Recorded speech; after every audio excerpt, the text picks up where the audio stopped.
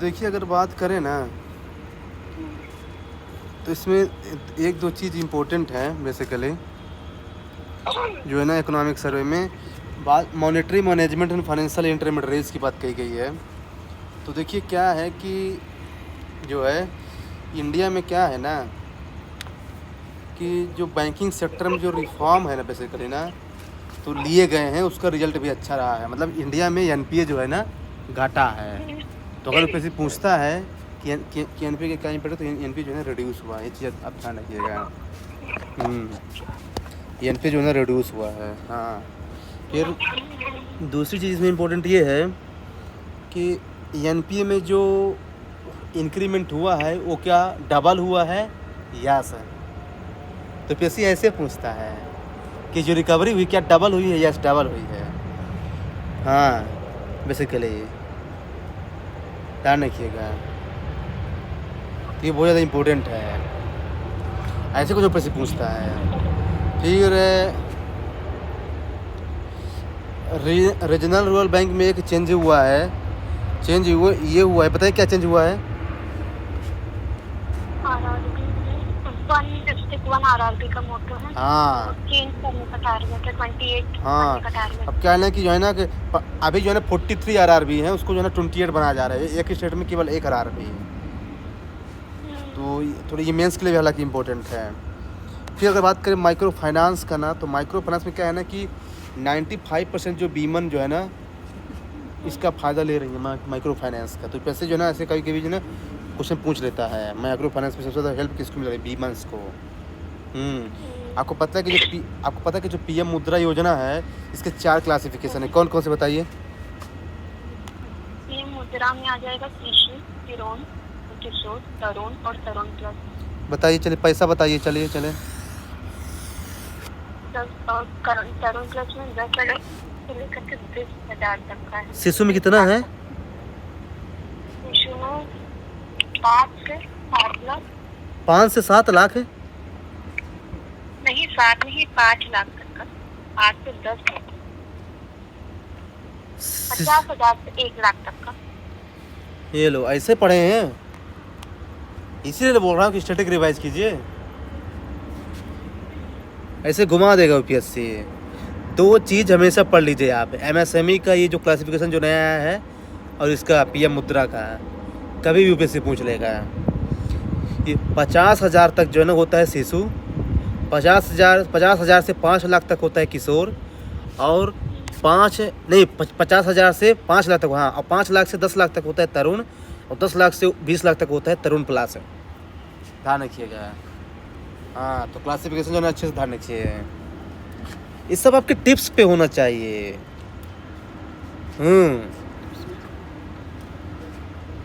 फिर आपको पता है कि इंडिया जो है ना पीएम स्वनिधि स्कीम लॉन्च किया था, किसके लिए? स्ट्रीट वेंडर्स के लिए। क्यों, क्या चाहिए उनको स्ट्रीट वेंडर के लिए? स्ट्रीट वेंडर के लिए कि ताकि वो लोग अपना जो बिजनेस है वो लोग कंटिन्यू कर सकते थे। कोविड-19 के समय आया था और कोलेटरल फ्री उनको लोन दिया जा रहा था और लो इंटरेस्ट का लोन प्रोवाइड किया जा रहा था। तो लोन कैसे दिया जा रहा है, फ्री में? हाँ फ्री में नहीं, लो इंटरेस्ट पे, और फिर कभी वो चुका भी देंगे तो फिर और फर्दर लोन भी उनको दिया जा सकता है। नहीं, कोलेटरल फ्री लोन दिया जा रहा था। हाँ तो वो तो कहा मैंने आपको कोलेटरल फ्री। आपने कोलेटरल फी कहाँ बोला है? स्टार्टिंग में। अच्छा बताइए, ये लोन कहाँ यूज करेंगे वो? अपने बिजनेस को एक्सपांड करने के लिए, छोटा मोटा कोई सा भी स्ट्रीट वेंडर्स है वो कर सकता है अपने बिजनेस को बढ़ाने के लिए। वो तो ऑलरेडी एक्सपांड कर रहे हैं अपना बिजनेस। ये थोड़ा सहूलियत मिल जाएगा, पैसा रहेगा। पैसा के कारण बहुत सारे लोग नहीं कर पाते हैं।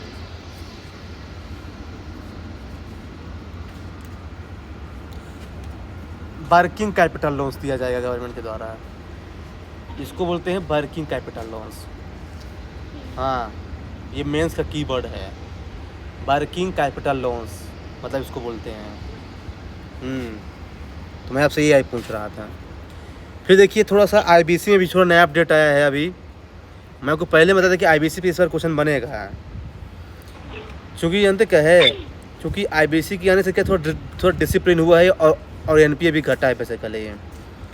और मैं आपको पहले कल ही बताया था कि आईबीसी और सरफेसी में क्या डिफरेंस है, बताइए। आईबीसी और सरफेसी में डिफरेंस क्या है? थोड़ा आवाज़ कम है आपकी, थोड़ा बढ़ाइए। हाँ बोलिए। आईबीसी और सरफेसी मैं आपने बताया था कि एक तो मतलब टाइमलाइन वाला जो है कि टाइमलाइन एक इसमें फिक्स कर दी गई थी। नहीं, मुझे फंक्शनल डिफरेंस बताइए। सरफेसी एक्ट में लीजिए, भूल गए ना, इसीलिए कहता हूँ स्टैटिक रिवाइज कीजिए। जो सरफेसी है ना, ये लोन के रिकवरी की बात करता है, और जो आईबीसी है ना, ये लोन के रिजोल्यूशन की बात करता है, रिकवरी नहीं कर पाता ये, resolution with the help of third party. ये इनके फंक्शनल डिफरेंस है। और फिर जो 180 डेज ये है वो सब ठीक है, वो कोई दिक्कत नहीं, हो जाएगा। तो देखिए क्या है ना कि यूपीएससी का ना मेन पर्पज पूछ लेता है कभी कभी।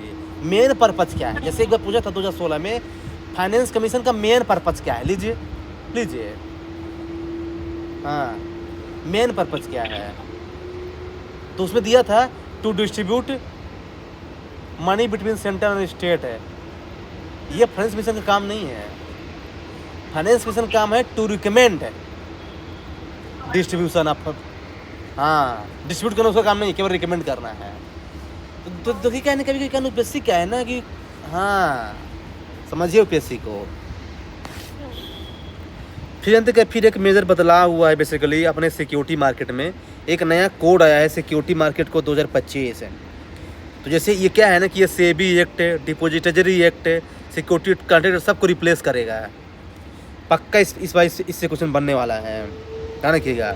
सिक्योरिटी मार्केट कोड 2025 आया है जो सबको रिपील कर रहा है। सेबी एक्ट को रिपील करेगा, डिपोजिटरी एक्ट को रिपील करेगा, और सिक्योरिटी कॉन्ट्रैक्ट एक्ट को रिपील करेगा। क्या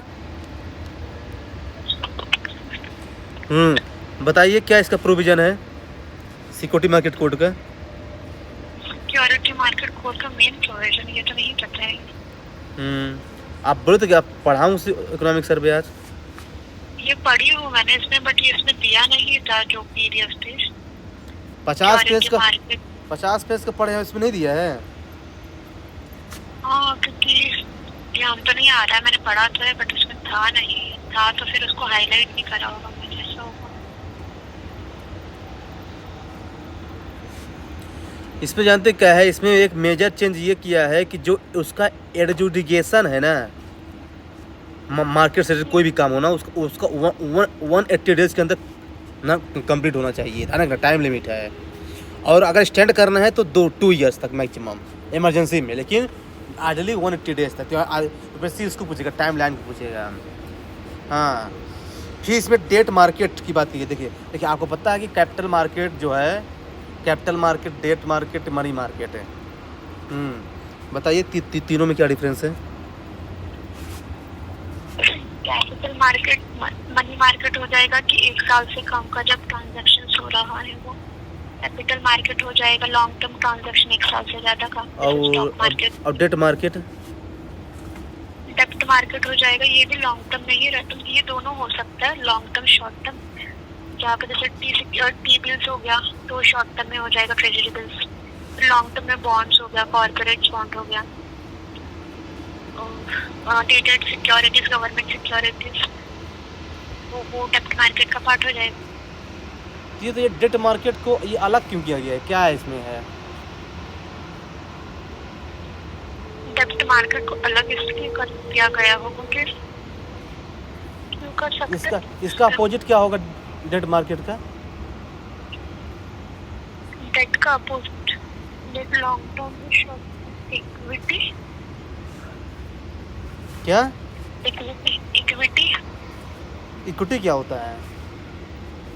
इक्विटी में मतलब जब शेयर जो रहता है तो कंपनी के जब शेयर ले दिए जाते हैं तो उसमें आप ओनर बन जाते हो। तो शेयर और इक्विटी में क्या डिफरेंस है? शेयर और इक्विटी में, शेयर मतलब ये इक्विटी जो है वो एक वो होगा, एक स्टैंडर्ड टर्म होगा, मतलब जैसे डे टू डे भाषा में तो शेयर्स ही बोला जाता है, और उसी को जब प्रोफेशनल लैंग्वेज में रहता है तो वो इक्विटी रहता है। ना ऐसा तो नहीं है जी। नहीं है। ना ना ना ना ना ना ना, आप लपेट रहे हैं। ये नहीं चलेगा यूपीएससी में, ये नहीं चलेगा लपेटना। देखिए मैं बताता हूँ ना। जैसे मान लीजिए कोई कंपनी है, 100 करोड़ का उसका पेड अप कैपिटल है, आपने उसमें 1 करोड़ रुपए जमा किया है, ये आपका शेयर है, इक्विटी नहीं है।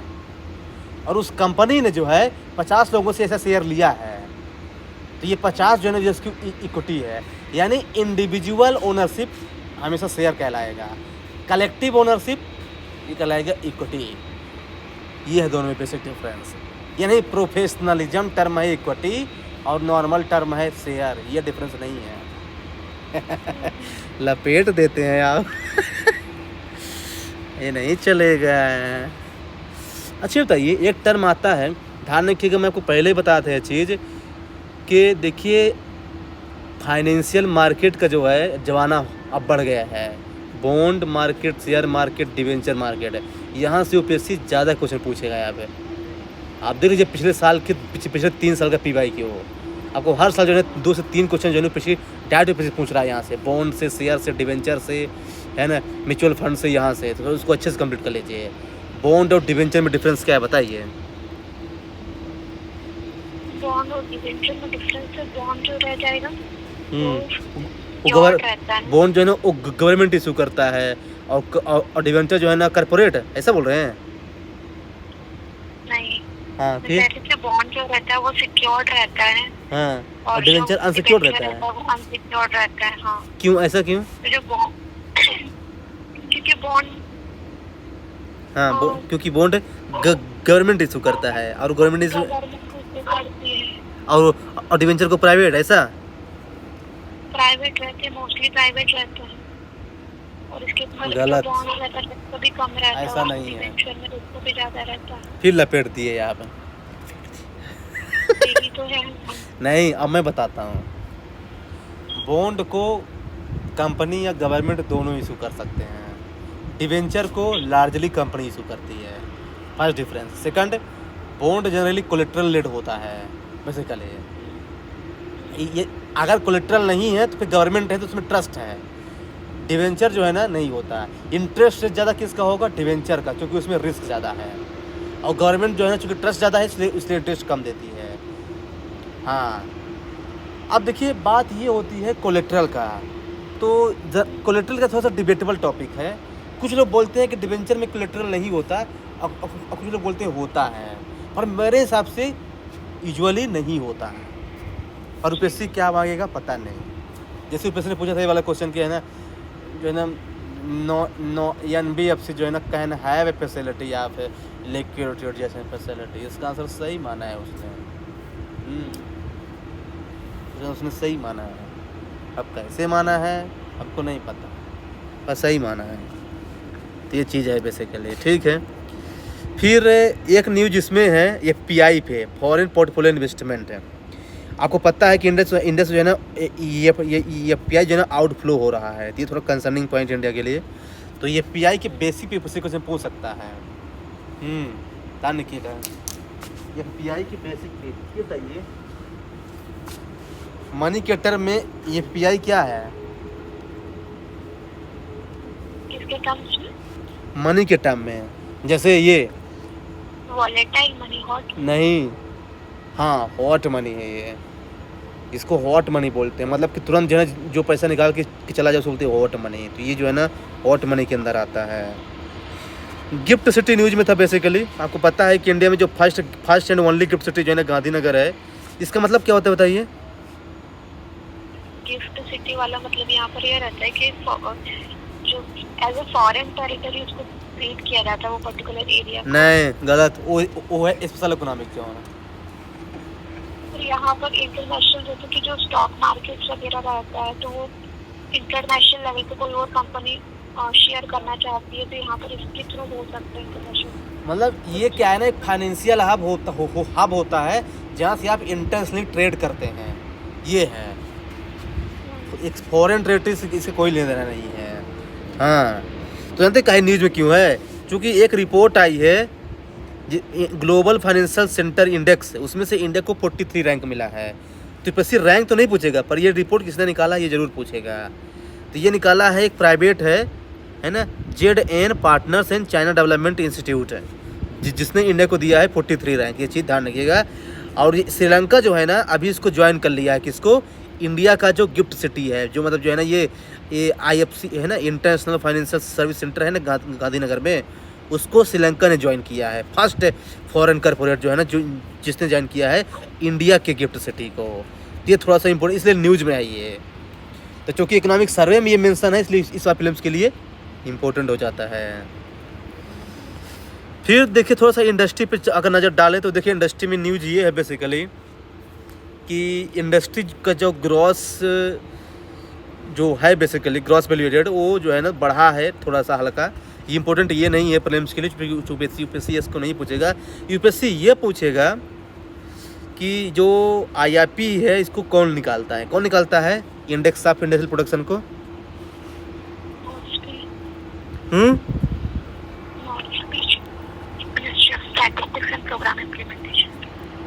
अच्छा, और ये 8 कोर इंडस्ट्री को?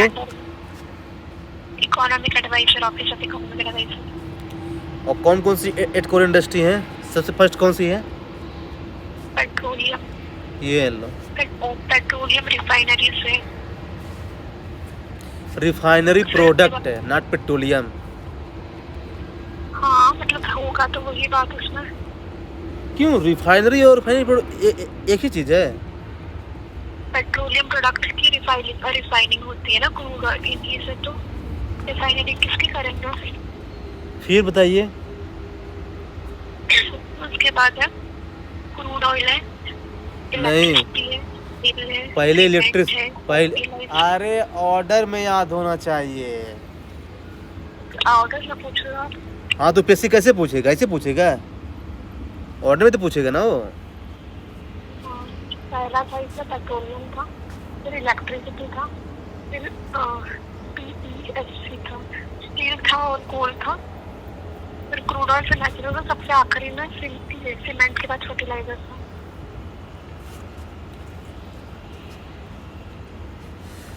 अच्छा। और इंडिया का सीमेंट में कौन सा रैंक है?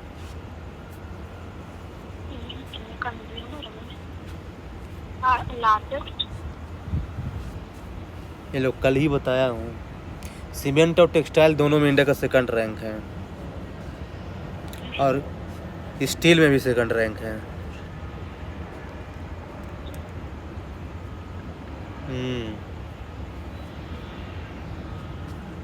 फर्स्ट पे चाइना है।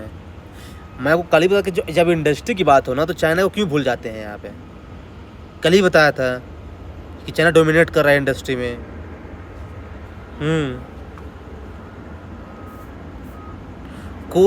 कोल रिजर्व में इंडिया का कौन सा रैंक है?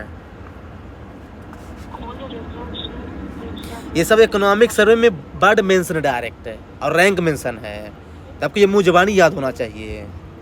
जो खासकर जो चीज़ मेंशन इकोनॉमिक सर्वे में, तो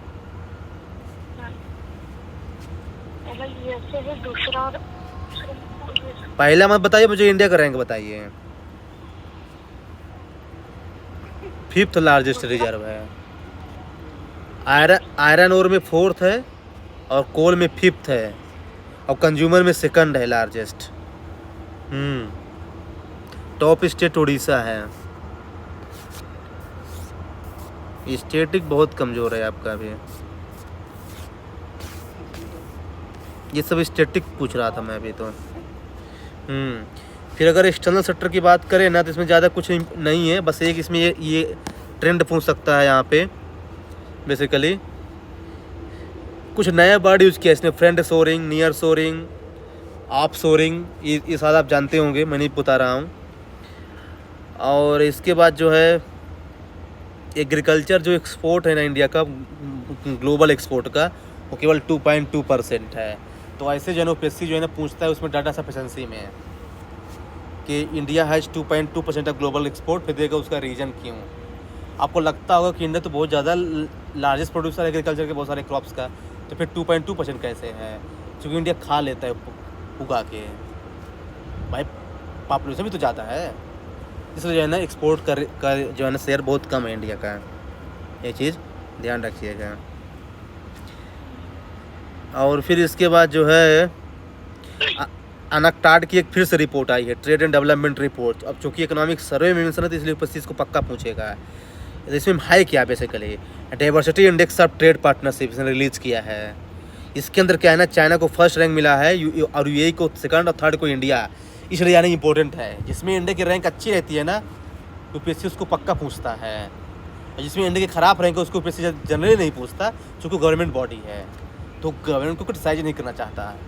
इसमें इंडिया का थर्ड रैंक पूरे वर्ल्ड में आया है। इसका मतलब क्या है, diversity index of trade partnership, कि मतलब कोई भी कंट्री जो है ना कितना डाइवर्सिफाइड है अपने ट्रेड को लेकर के, मतलब कि एक कंट्री पर डिपेंडेंट नहीं है, उसे बोलते हैं diversified index of trade index. उसमें से चाइना फर्स्ट नंबर पे है, सेकंड यूएई पे है और थर्ड इंडिया पे है। ये चीज़ ध्यान रखिएगा। फिर अगर बात करें तो रेमिटेंस का, तो फिर से जो है ना इंडिया लार्जेस्ट है रेमिटेंस, कोई डाउट नहीं है। बेसिकली लार्जेस्ट रेसिपिएंट है बेसिकली। कहाँ से सबसे ज़्यादा रेसिपिएंट कौन सी कंट्री से आए इंडिया में? हाँ, यूएसए, यूएई और यूके। तो ध्यान रखना ये ऑर्डर इम्पोर्टेंट है। ये ऑर्डर है बहुत ज़्यादा इम्पोर्टेंट है।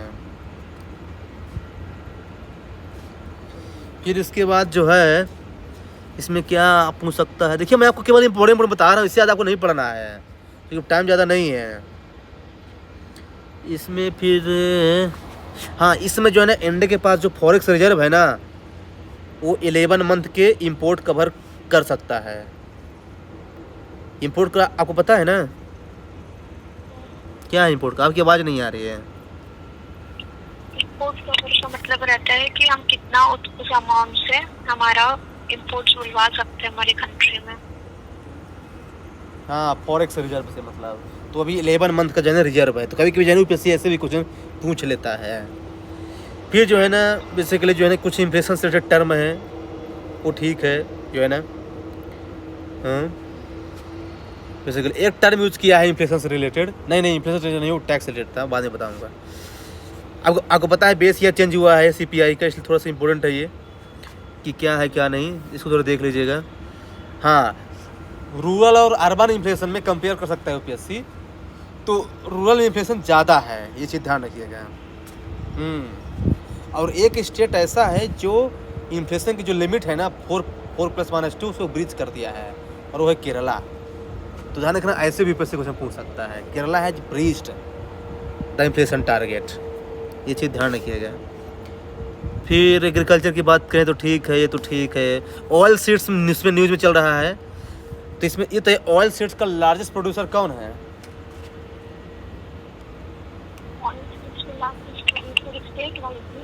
वर्ल्ड में पूछ रहा हूँ।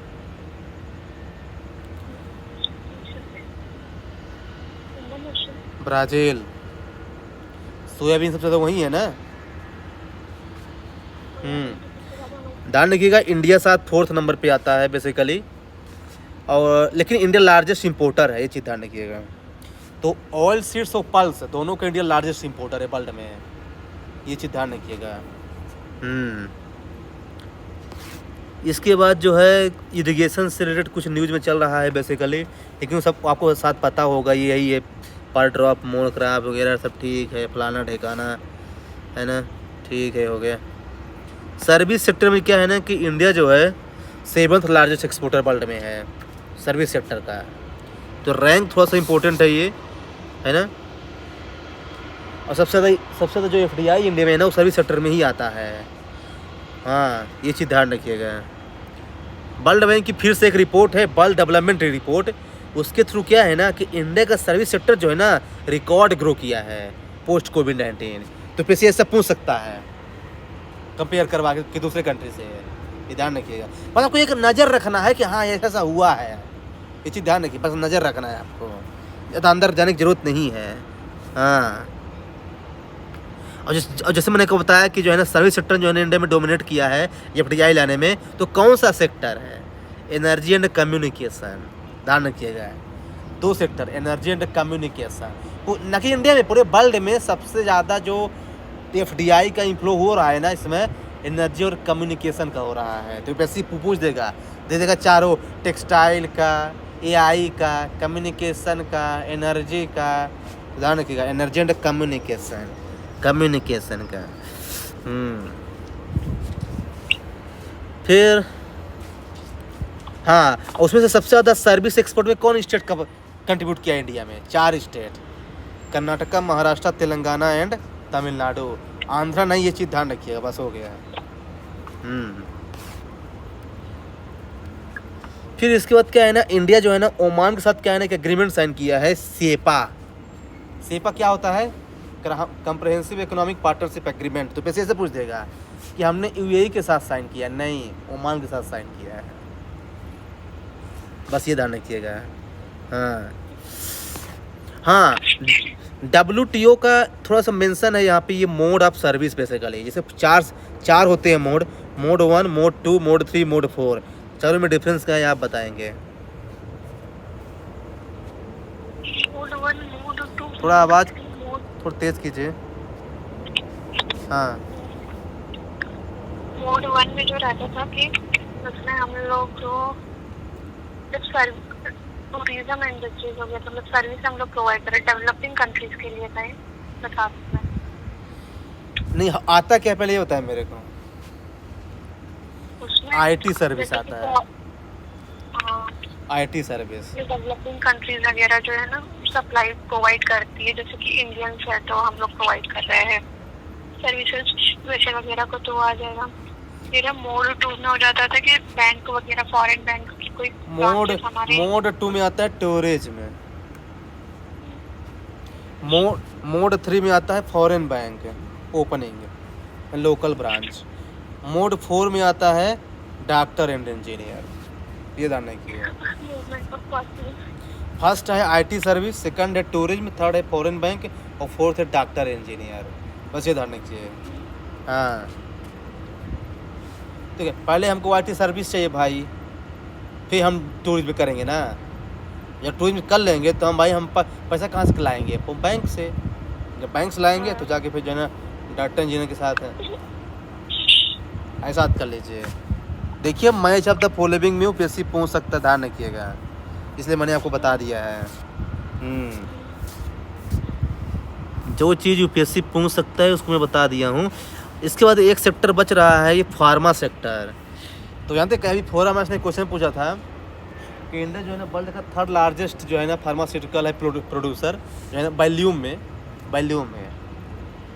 लेकिन API पे हाईली डिपेंडेंट है, इंपोर्ट पे।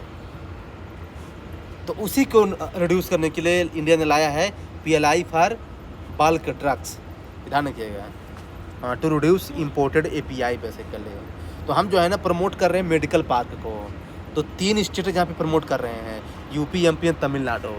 तो पैसे कई स्टेट भी पूछ लेता है अगर उसको टप बनाना होगा तो। UP, MP and Tamil Nadu, UP, MP and Tamil Nadu, 3 state.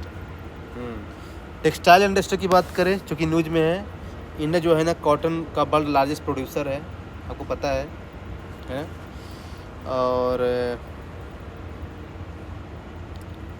Basically PM मित्रा जो है ना 7 मेगा टेक्सटाइल पार्क बनाए जा रहे हैं 7 स्टेट में इस समय। MP, UP, तमिलनाडु 3 तो है ही, और 4 स्टेट और है, महाराष्ट्र, गुजरात, कर्नाटका और तेलंगाना। तो पैसे ऐसा पूछ देगा, पूछे the following state does not है PM मित्रा पार्क। तो केवल 7 ही PM मित्रा पार्क बनाए जा रहे हैं इंडिया में अभी इस समय, mega park textile 7। MP, UP हो गए 2 इधर के, फिर महाराष्ट्र, गुजरात हो गए इधर के, फिर 3 उधर के, कर्नाटका, तेलंगाना एंड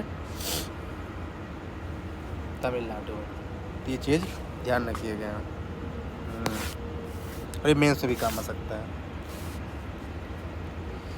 फिर जो है ये इंपॉर्टेंट है, वर्ल्ड बैंक की फिर से एक रिपोर्ट आई है, प्राइवेट पार्टिसिपेशन इंफ्रास्ट्रक्चर रिपोर्ट है, जिसमें जो है ना मतलब कि इंफ्रास्ट्रक्चर को डेवलपमेंट करने में किस कंट्री ने टॉप किया है प्राइवेट के द्वारा, तो इंडिया का टॉप 5 में रैंक आया है। फिर ऊपर से पूछेगा, तो जिसमें इंडिया का अच्छा रैंक आया है ना ऊपर से उसको पूछ लेता है।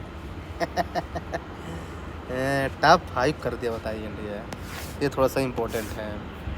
फिर आपको पता है कि रोडवेज में थोड़ा सा इंफ्रास्ट्रक्चर में बात हुई है, तो अगर रोडवेज की बात करें बेसिकली तो इंडिया का जो है ना कौन सा रैंक है रोडवेज में, बताइए।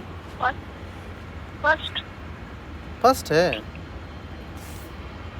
नेटवर्क में तो अच्छे है रोड नेटवर्क्स में इंडिया का। नहीं, रोड में फर्स्ट नहीं हो सकता इंडिया। फर्स्ट नहीं हो सकता इंडिया रोड पे। चाइना होगा, यूएसए होना चाहिए। रेलवे में इंडिया 4th नंबर पे है, रोड पे 3rd नंबर पे है, और सिविल एविएशन में भी 3rd नंबर पे है। हालांकि इकोनॉमिक सर्वे में बात हुई इसलिए इम्पोर्टेंट है ये। हाँ, फिर हाँ, अभी जो है ना ये थोड़ा सा ये पोर्ट की बात चल रही है। अभी जो है ना वर्ल्ड बैंक का एक रिपोर्ट आया है कंटेनर पोर्ट से रिलेटेड जो है ना, तो उसमें इंडिया के 2 पोर्ट जो है ना आए हैं टॉप 30 में। एक है JNPT जो इंडिया का लार्जेस्ट कंटेनर पोर्ट है, और एक है मुंड्रो पोर्ट। कहाँ है Munro port?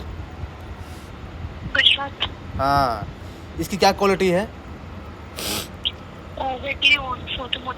Largest privately owned port है, लार्जेस्ट अदानी पोर्ट का है, largest.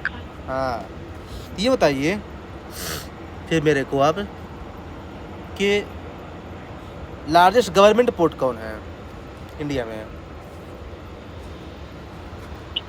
Government owned by volume Deendayal port. कहाँ है? गुजरात में ही, कांडला को ही बोलते हैं। और ये लार्जेस्ट फिजिकल एरिया पोर्ट कौन है, मतलब कि एरिया में है? मुंबई पोर्ट। ध्यान रखिएगा। देखिए, largest container port JNPT। Container मतलब कि उसमें सबसे ज़्यादा कार्गो शिप जो है ना आती जाती है। फिर लार्जेस्ट प्राइवेटली कंटेनर पोर्ट कौन है? मुंद्रा। फिर लार्जेस्ट गवर्नमेंट पोर्ट कौन सा है? तो दीनदयाल पोर्ट। और लार्जेस्ट फिजिकल एरिया में कौन सा पोर्ट है? तो मुंबई पोर्ट है, क्योंकि पोर्ट न्यूज़ में है इसलिए इम्पोर्टेंट है। हाँ, इम्पोर्टेंट चीज़ ये है कि जो है ना ये जो इनलैंड वाटर पोर्ट है बेसिकली ना, तो आपको पता है कि इंडिया में कितने इसमें इनलैंड वाटर पोर्ट है?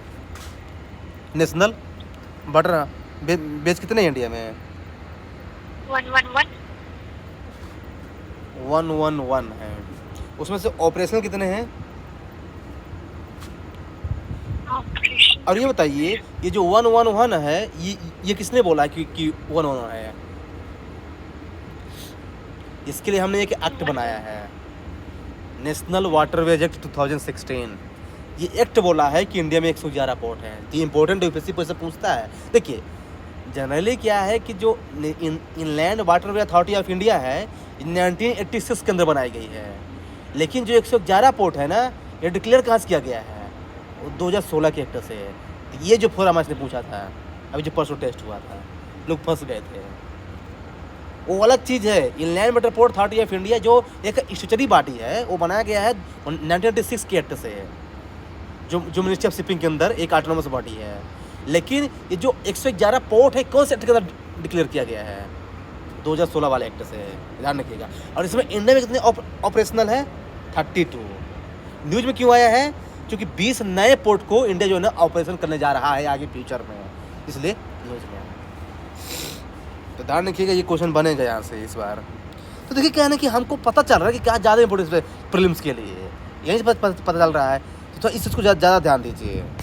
हाँ, फिर जो है थोड़ा सा एनर्जी सेक्टर की बात करें तो इसमें एक चीज़ इंपॉर्टेंट ये है, बस आपको ये ध्यान रखना है कि इंडिया में जो है इस समय जो है अभी इस समय तो 2025 के नवंबर तक जो है ना, according to India energy stack report जो है ना 250 गीगावाट जो है ना अपने रिन्यूएबल एनर्जी से कर रहे हैं, जो कि पूरे इंस्टॉल्ड एनर्जी पावर कैपेसिटी का 50% है। तो फिर ऐसा पूछेगा कि इंडिया के पास रिन्यूएबल एनर्जी कैपेसिटी कितना है टोटल एनर्जी का? 50% पहुंच चुका है इंडिया। तो ये इंपॉर्टेंट चीज़ है।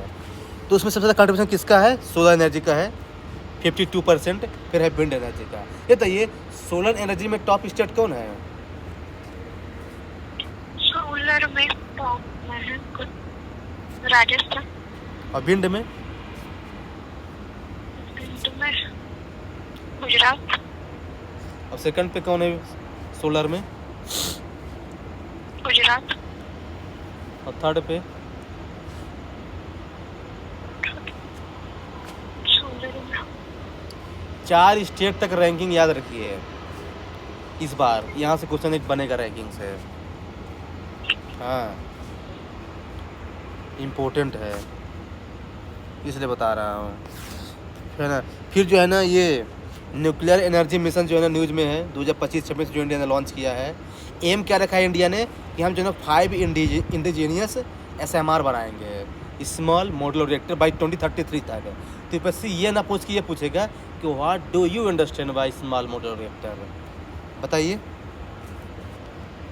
स्मॉल मॉड्यूलर रिएक्टर में मतलब कि हम लोग वो जो साइट रहती है वहीं पर आकर के उसको नहीं, इसकी प्रॉपर से डेफिनेशन है 300 मेगावाट तक, इसे बोलते हैं स्मॉल मॉड्यूलर रिएक्टर।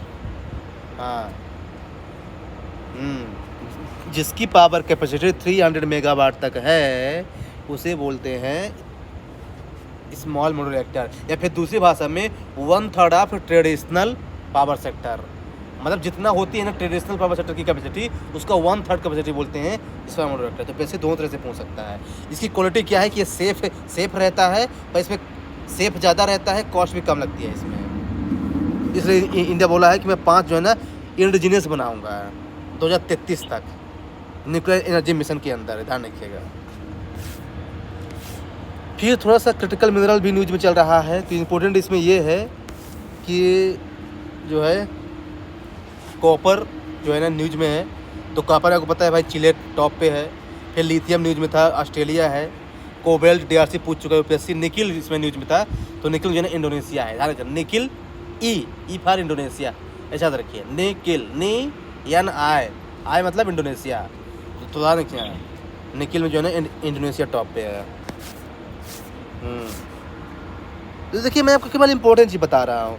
फिर एक जानते क्या है, इसी के अंदर क्या है ना एक स्कीम लॉन्च की गई है इंडिया के द्वारा, कार्बन क्रेडिट ट्रेडिंग स्कीम। जैसे हम लोग बोलते हैं कार्बन मार्केट ना, वही इसमें भी ला गया है। मतलब जैसे मान लीजिए कि कोई कंपनी है ज़्यादा एनर्जी इमिट कर रही है, कार्बन वगैरह, तो उसको फिर खरीदना पड़ेगा। ये बताइए, तो अंदर जो 1 कार्बन क्रेडिट सर्टिफिकेट होगा ना, वो होगा 1 tonne of CO2। 1 tonne of CO2 equal to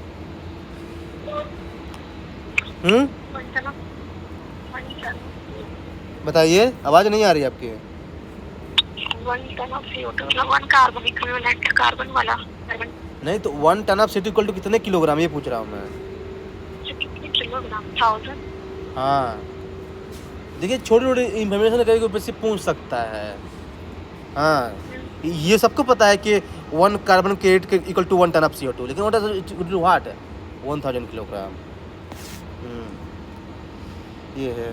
फिर एक चीज़ इसमें ये न्यूज़ में था जो है, बेसिकली 2-3 फैक्ट हैं, सुन लीजिए। इसमें ये इम्पोर्टेंट ये है कि जैसे सोवरिन ग्रीन बॉन्ड तो RBI ने लॉन्च किया, आपको पता है, लेकिन म्युनिसिपल बॉन्ड किसने लॉन्च किया है? म्युनिसिपल में इंदौर में हुआ था ये पहला। लॉन्च किसने किया ये पूछेगा फिर से। म्युनिसिपल बॉडीज में, urban local bodies, green bond के नाम से जाना जाता है बेसिकली ये म्युनिसिपल बॉन्ड। ये दोनों न्यूज़ में था बेसिकली, इसलिए मैंने आपको बता दिया है। फिर क्या है, फिर इसमें क्या था, हाँ ये डाटा इम्पोर्टेंट है। ये HDI की रिपोर्ट आई है जिसमें ये बोला गया है कि इंडिया में ईयर ऑफ स्कूलिंग डिक्रीज हुआ है। तो पैसे कुल देखा इंक्रीज हुआ है, नहीं डिक्रीज हुआ है। ये थोड़ा कंसर्निंग पॉइंट इंडिया के लिए, ध्यान रखिएगा। फिर ठीक हो गया तो ठीक है। ईयर ऑफ स्कूलिंग डिक्लाइन हुआ है। हाँ सोचिए, पता नहीं क्यों? ईयर ऑफ स्कूलिंग इंडिया में डिक्लाइन हुई, तो वो नहीं बोल रहा हूँ, थोड़ा सा कंसर्निंग पॉइंट है। पता नहीं क्यों डिक्लाइन हुआ है, पता नहीं क्यों डिक्लाइन हुआ है according to United Nation human development index.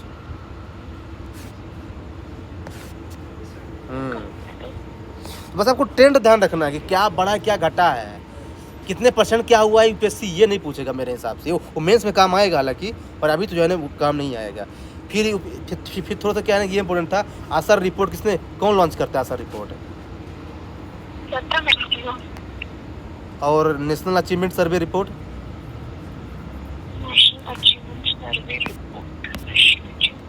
NCERT है। और एक चीज़ ये भी ध्यान रखिएगा कि इंडिया में MMR और IMR दोनों घटा है, मैटरनल मोर्टेलिटी रेट और इन्फेंट रेट दोनों घटा है, बढ़ा नहीं है। वो बोल देगा बढ़ा है, इसलिए गलत हो जाएगा। फिर क्या है,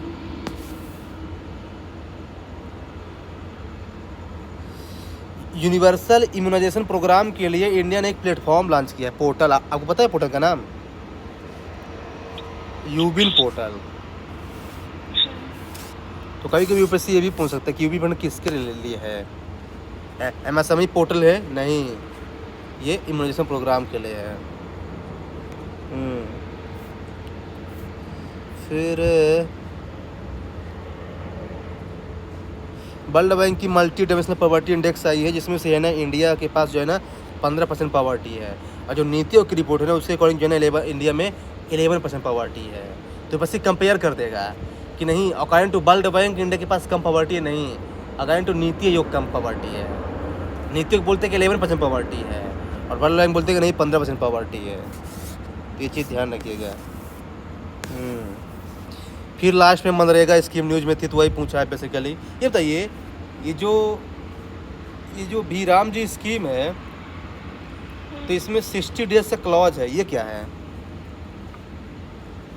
60 डेज का क्लॉज ये है कि कभी भी जैसे सीजनल स्टॉक हो सकता है, जिस समय बहुत ज़्यादा डिमांड हो, एग्रीकल्चर की हार्वेस्ट सीजन चल रहा, पीक सीजन चल रहा, तो उस समय वो स्टेट गवर्नमेंट बंद कर सकती है मनरेगा को। हाँ, जैसे मान लीजिए कि बिहार के किसान जो है वो क्या है कि जाते हैं तमिलनाडु बेंगलुरु काम करने। अब क्या है कि मेल तो चले गए, अब घर में केवल महिलाएं हैं, तो इससे क्या है ना कि भाई वो टाइम पे आ नहीं पाते, या फिर जो है ना मालिक जो है छुट्टी नहीं देता। तो जो अपना क्रॉप लॉस है ना, वो जो क्रॉप है ना वो कौन करेगा? मैं अब अकेली महिलाएं तो कर नहीं सकती, तो कह रहे खेती जो है ना ख़राब हो जाती थी, बेसिकली अनप्रोडक्टिव हो जाती थी, और जबकि इंडिया जो है ना उसी पर डिपेंडेंट है। तो कह रहे हैं कि उसके मद्देनज़र क्या है ना कि 60 दिन का क्लॉज दिया है, और ये स्टेट गवर्नमेंट डिसाइड करेगा कि उसको कब चाहिए छुट्टी है। मतलब कि देखिए, क्योंकि हर स्टेट का अपना अपना सीज़न है ना, जैसे साउथ इंडिया में अलग सीज़न चलता है क्रॉपिंग का, नॉर्थ में अलग चलता है, वेस्ट बंगाल में अलग है।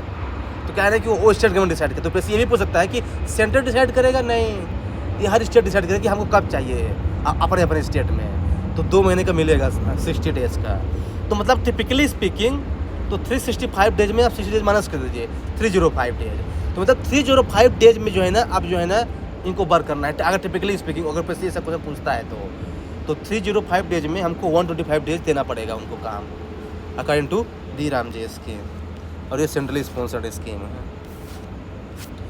तो देखिए क्या है कि देखिए है तो बहुत सारी चीज़ पे, आपको मैंने वो चीज़ बताया है जो क्या है कि बहुत ही ज़्यादा इंपॉर्टेंट है, और मैंने आपको स्टैटिस्टिक्स से लिंक करके बताया है।